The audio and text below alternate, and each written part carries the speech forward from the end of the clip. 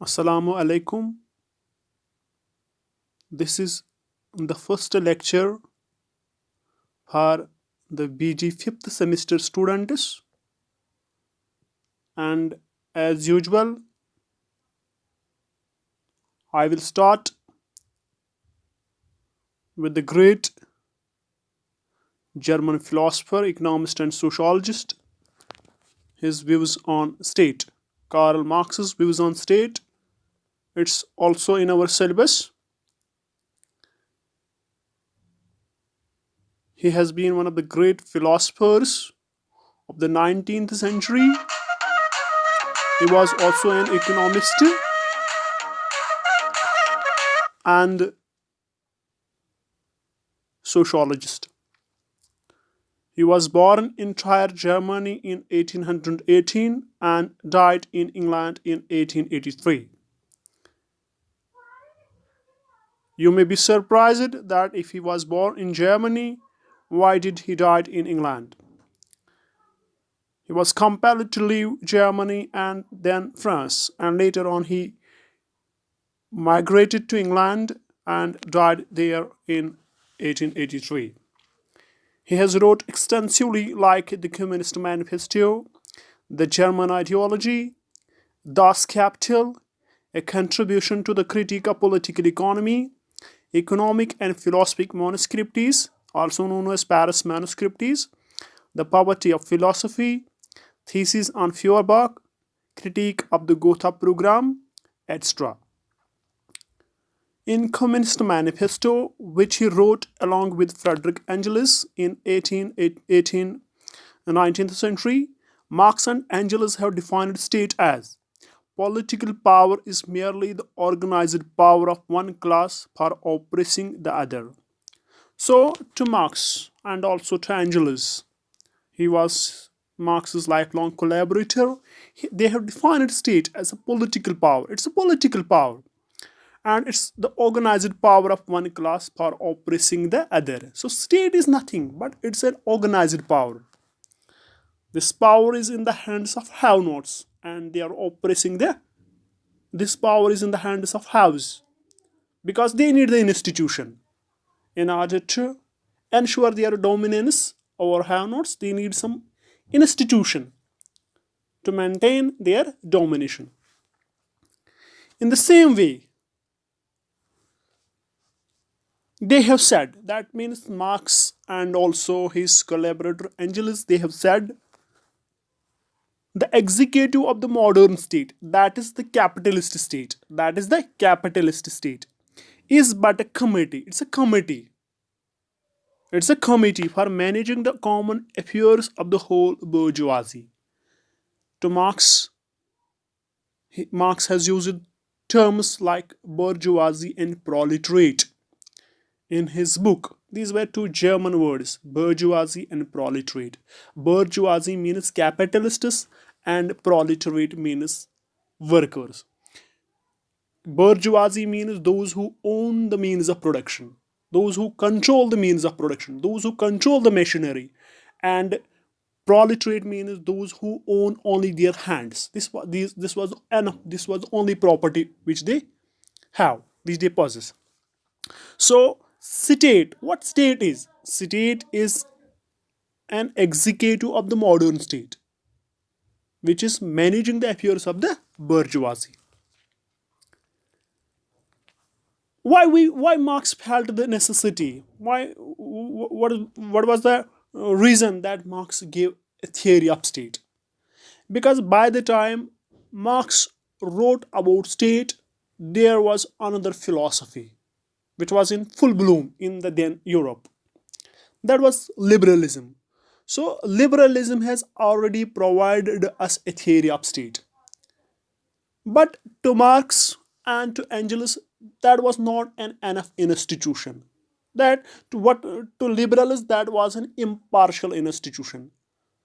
To liberals, state was like a night watchman. State was like an umpire. It was impartial, and it was good. It was for the welfare of all. But to Marxists, state was only a coercive institution.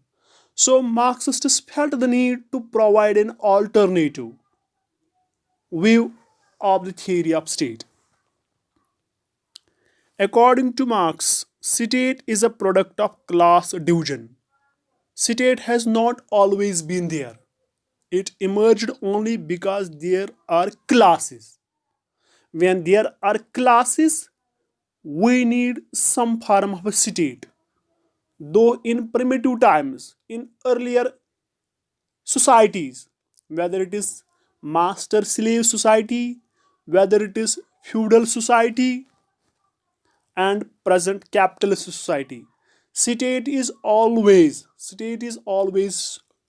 getting new and new shapes, new forms. State is a product of class division and class struggle and serves only the interest of the particular class.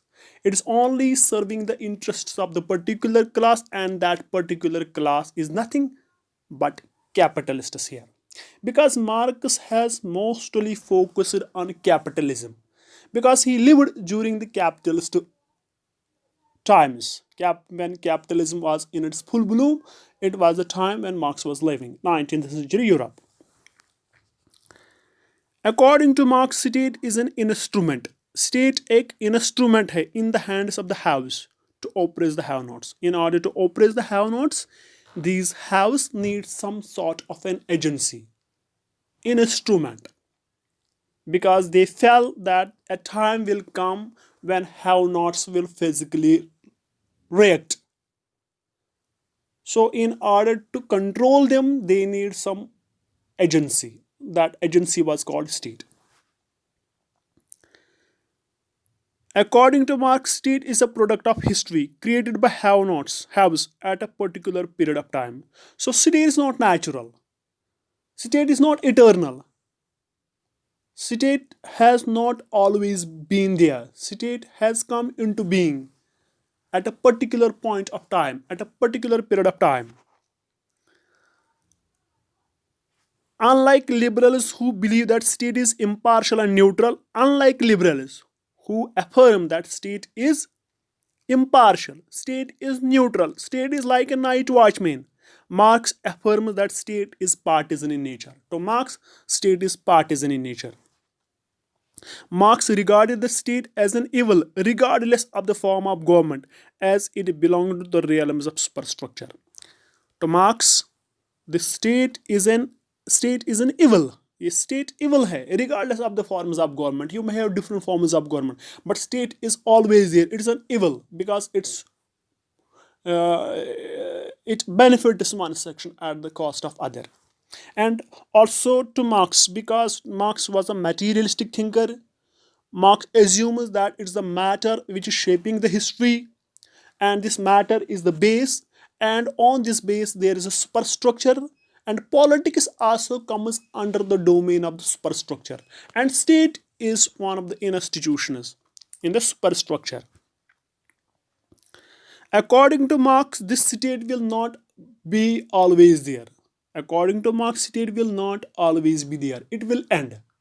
Because as it is partisan in nature, as it is a coercive institution, proletariat will bring about a revolution. According to Marx, a revolution is the midwife of social change. If you have to bring revolution, if you have to bring about a change in the system, if you have to replace capitalism, then you need to bring about a revolution. And a revolution did come in Russia. Revolution did come in Russia. A communist system will come into being, and there will be no classes. When there will be no classes, there will be no state. So state will not be always there. So I think this was the lecture on state. I think it was enough. And if there may be any loopholes within the presentation of the lecture, I think my students will comment on that, and they will send their comments, which will be a good thing for me in order to make my presentation best one. Thanks.